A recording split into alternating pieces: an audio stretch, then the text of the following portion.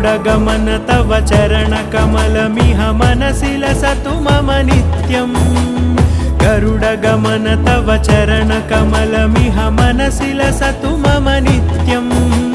मनसि लसतु मम नित्यम् मम तापमपाकुरु देव मम पापमपाकुरु देव मम तापमपाकुरु देव मम पापमपाकुरु देव